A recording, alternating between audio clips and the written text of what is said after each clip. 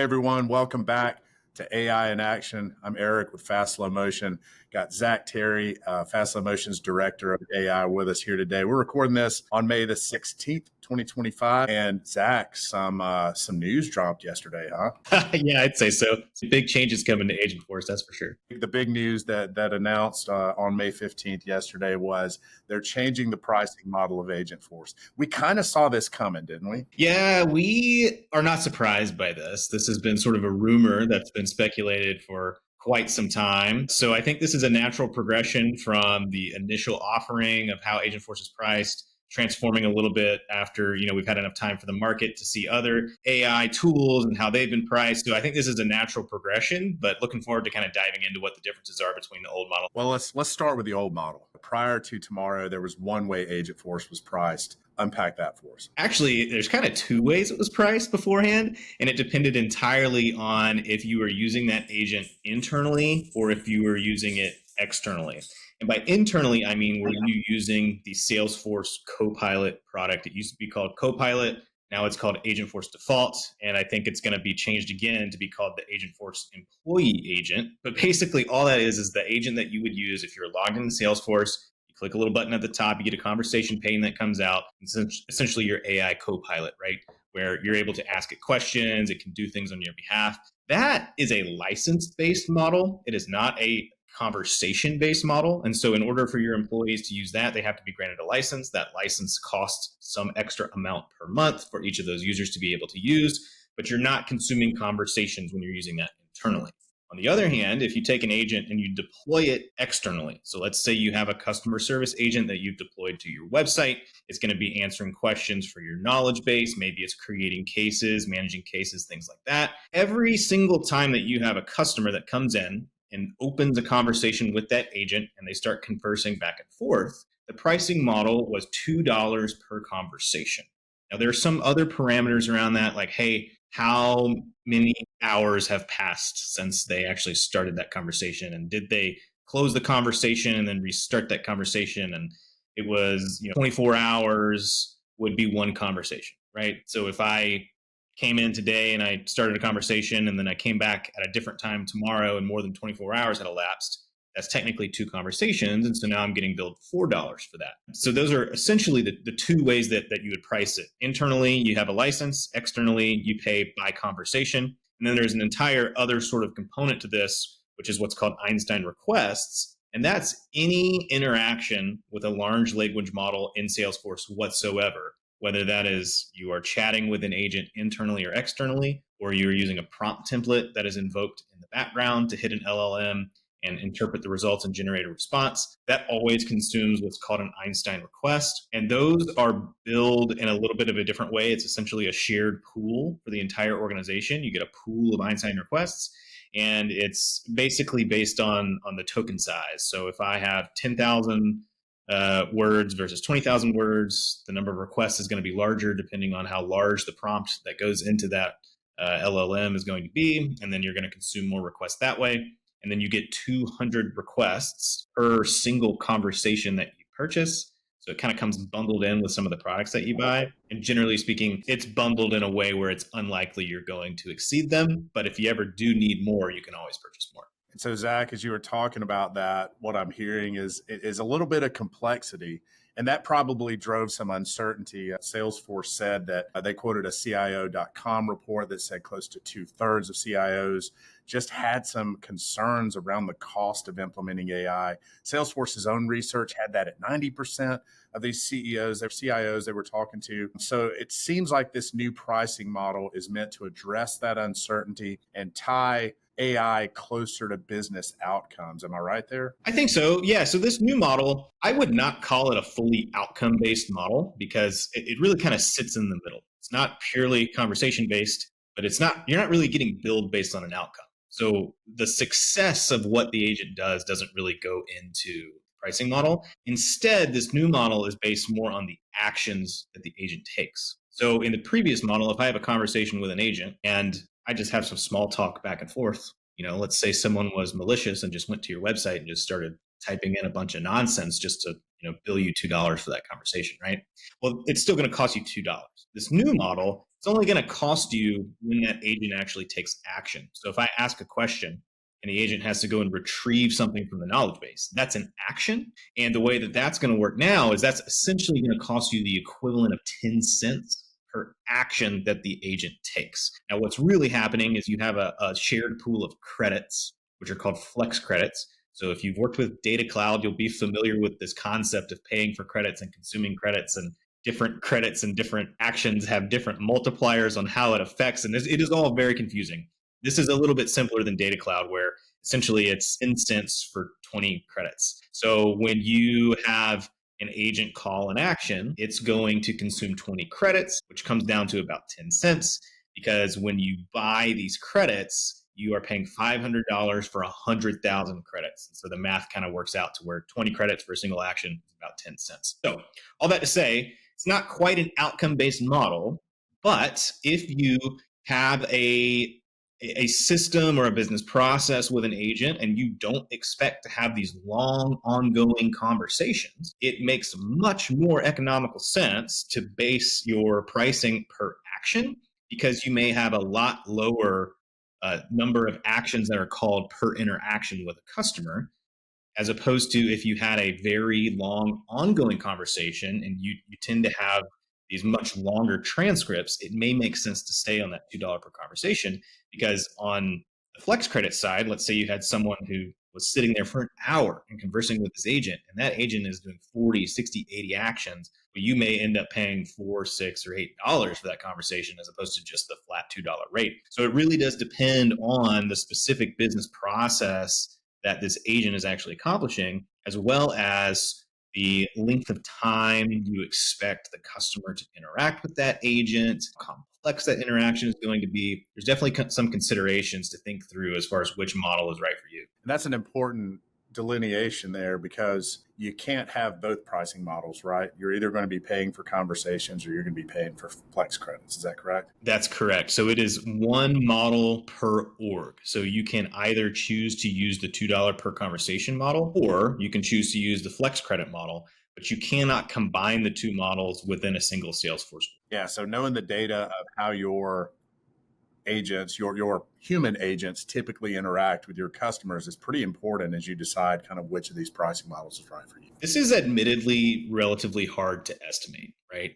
You kind of have to do a little bit of guesswork around, well, especially if you don't already have an AI agent, right? You have to do a little bit of analysis around how often do we think customers are going to interact with this agent? How long do we think these conversations are going to be? How complex do we think the actions that this agent needs to take are going to be? And based on your answers to kind of those questions, doing that initial estimate, that can help inform not only which model you need, but also how many of each you should purchase. But again, I do think it is relatively hard to do that without getting something plugged in. But just like with Salesforce Foundations, you had, I think, 1,000 conversations included for free. You can also do that with Foundations with this new flex credit model, where you can get 100,000 flex credits for free, which again, that's about $500 worth of value.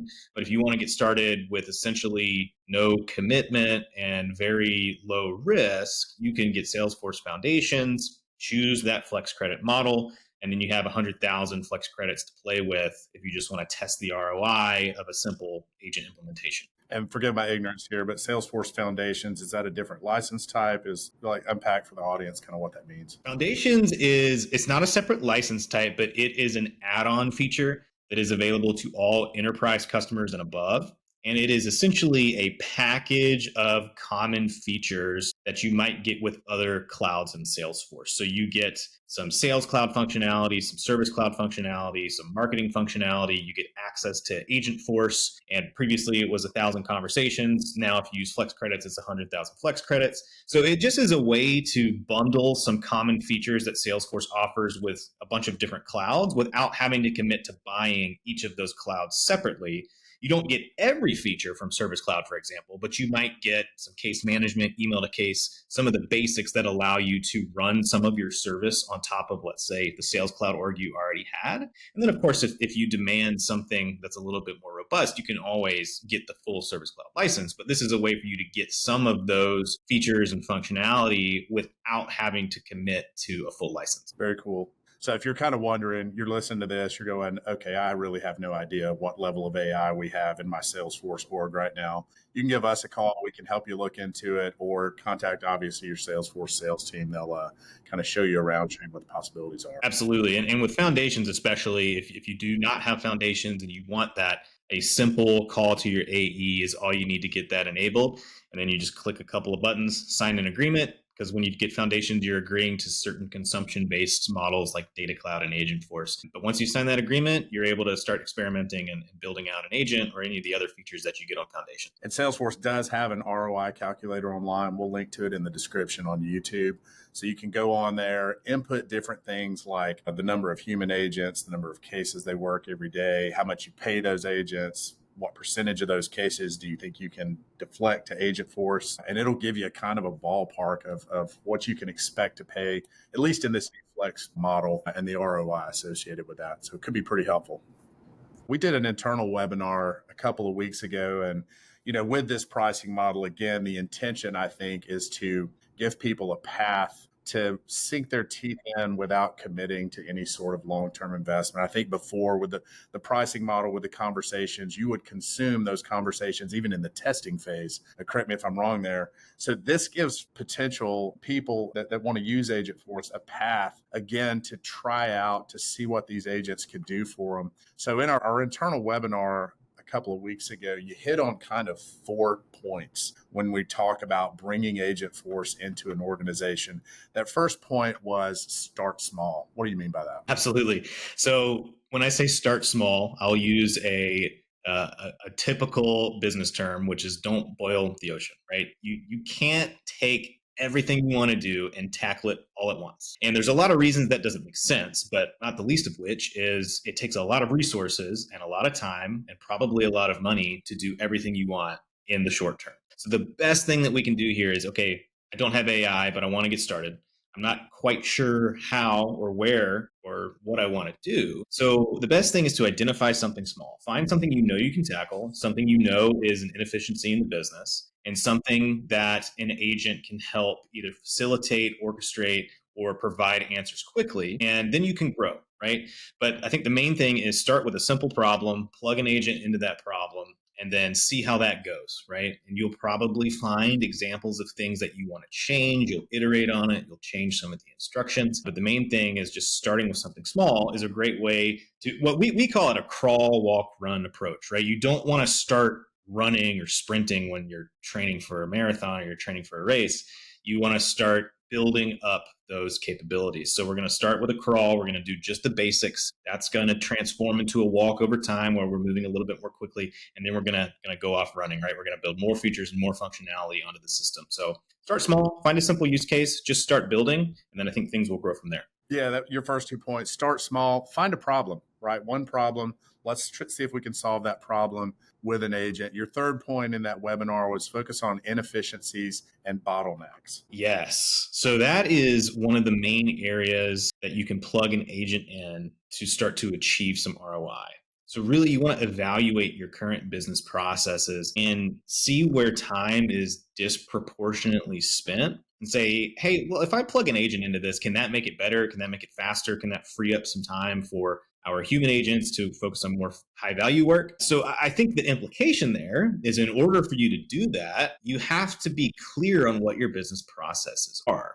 Because if you are going to articulate what the business process is to an AI agent, that implies that you understand that process well enough to document it and articulate it to another human being, for example. So it's a good opportunity to see if your business processes are well documented. Are they followed? Do people deviate from those processes? Where are the gaps in that process that can allow us to, A, just look at the process and figure out if we're actually doing this in a repeatable way? And then B, take that repeatable process and explain that to an agent so that they understand exactly what their job is to be done and can go out and execute on that job.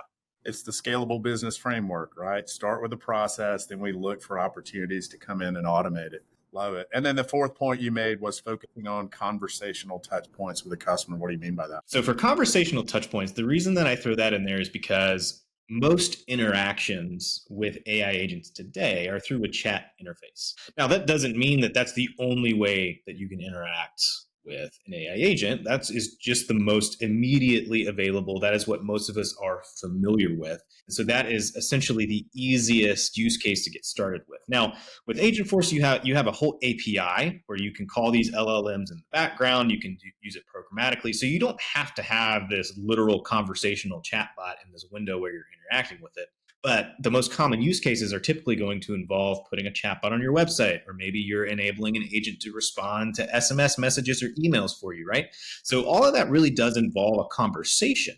And so thinking through, hey, where in our business process does it help to have something handling that conversation? And in a service use case, it's that initial touch point, right? It's, I want to be able to deflect this from cases. And so if I can have an agent have that conversation with a customer and handle 80% of what's coming in, that's going to save us a ton of time and allow us to focus only on the complex tasks or the more high value use cases, right? But that can be extrapolated across sales for SDR use cases, making sure that we're only getting those warmed up leads that are actually coming into the pipeline. So we're having that SDR agent handle that up front. So a lot of different ways to think about that. But really the conversational component is, I think, the first place to start, right? That's where you can go in and you can understand this is what it's going to look like. Someone's going to come to the website. They're going to start talking with the agent, and the agent is going to perform actions on their behalf. Zach, we're almost out of time. Fun as always. Everybody's talking AI. Everybody's wanting to stay ahead of this, stay on the leading edge of it. Everybody's curious. What resources do you subscribe to, or do you have that have your attention that maybe our audience could tune into to kind of stay on top of AI and what's developing there? I'd say there's probably more resources out there than your inbox has capacity to handle.